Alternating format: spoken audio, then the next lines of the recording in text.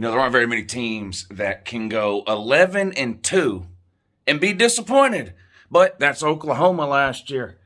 There also aren't very many teams that can go 3-9 and be excited, but that's Nebraska. Every year. Yes, right. Oklahoma versus Nebraska again coming up this year, 2022.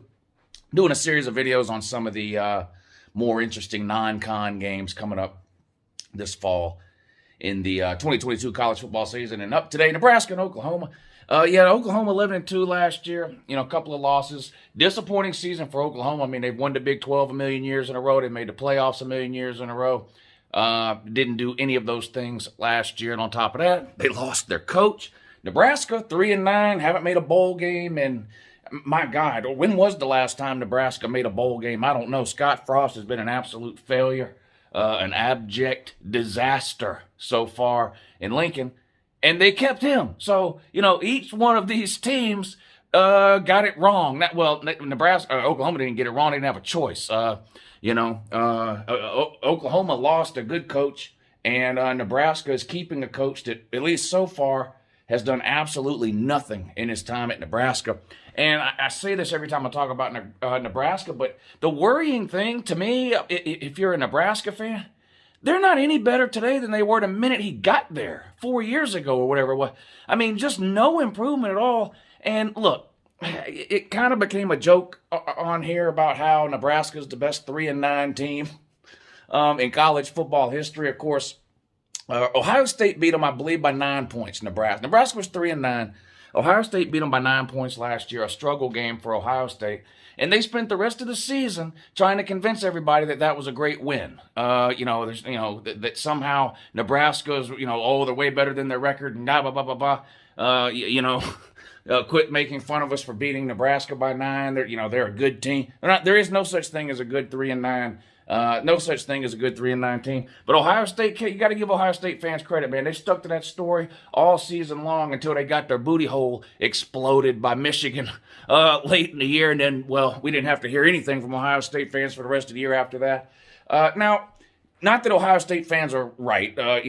Bragging about beating a 3-9 team by 9 points is ridiculous. It was ridiculous when you were doing it. You know it was ridiculous, and you know it's ridiculous now. Ohio State beat Nebraska by 9.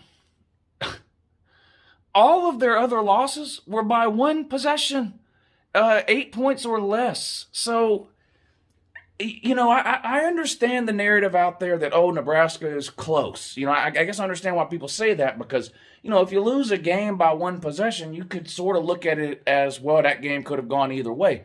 And Nebraska was 3-9. 8 of those 9 losses were by one possession or less, 8 points or less. But you also have to look at it this way.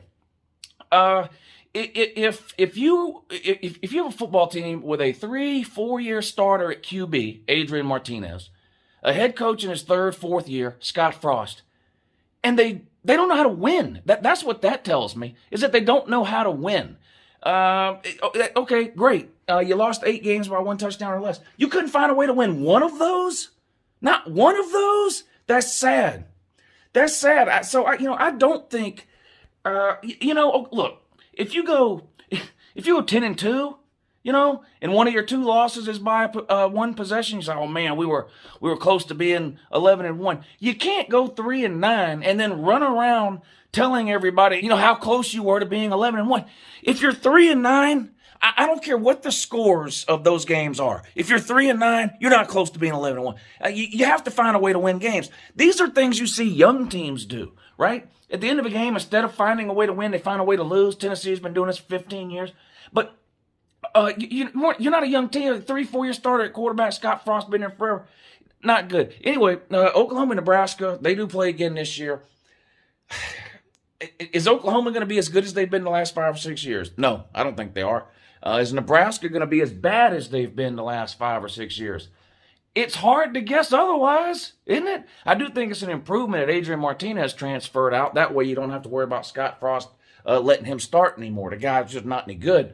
I don't know why it took Scott Frost 4 years to figure that out when it took the rest of America about 2.5 quarters of football to figure it out. But anyway, he's gone. It's hard to imagine Nebraska going 3-9 again. I'll say that. Can they double their win total and make a bowl game since the first time since the iPhone 6? Maybe. Maybe. Is Oklahoma going to go 11-2 or better? I don't know. They lost a lot of talent off of that team. Their first and second string quarterback are gone. Head coach gone. A couple of wide receivers gone. The defense has been a failure for as long as anybody can remember. I do think Brent Venables will get them turned around defensively. But this year, I don't know. You got to get some talent in there, obviously. But I do think in the long run, the defense will get better. Brent Venables is just an unknown. We don't really know. I mean, he may end up being a great coach. He may he may be there for 2 or 3 years, and we look around and we go, well, that's Will Muschamp reincarnated. Great defensive coordinator, but just not meant to be a head coach. We don't know. I don't think Venables is going to fail as a head coach, but you can't be sure. You just never really know. We'll see. Nebraska, on the other hand, they can't get any worse. They got to be better. So what about this game, Nebraska and Oklahoma? They used to play every year back when they were both in the same conference, and then, of course, Nebraska left to join the Big Ten. I don't know, what's it been, 10 years or whatever? Whatever it's been. It's been a while. Left to join the Big Ten, so don't get to see them play every year anymore. So it was good to see them schedule a game last year, and shout out for making it a home and home, too, and not one of these pointless, ridiculous, meaningless, neutral site games that I hate. So, yeah, round 2 of the home and home this year. Nebraska versus Oklahoma. If the game was being played tomorrow, I mean, don't you have to pick Oklahoma? I don't know. It's hard to imagine. We'll see. We'll see. We'll get to watch these teams play a couple of games before they play each other, so we'll see. But I still think Oklahoma's the more talented team. Roster-wise. And should be able to handle Nebraska, but that's why they play the game. Man. Ohio State fans, Nebraska, best 3-9 team in college football history.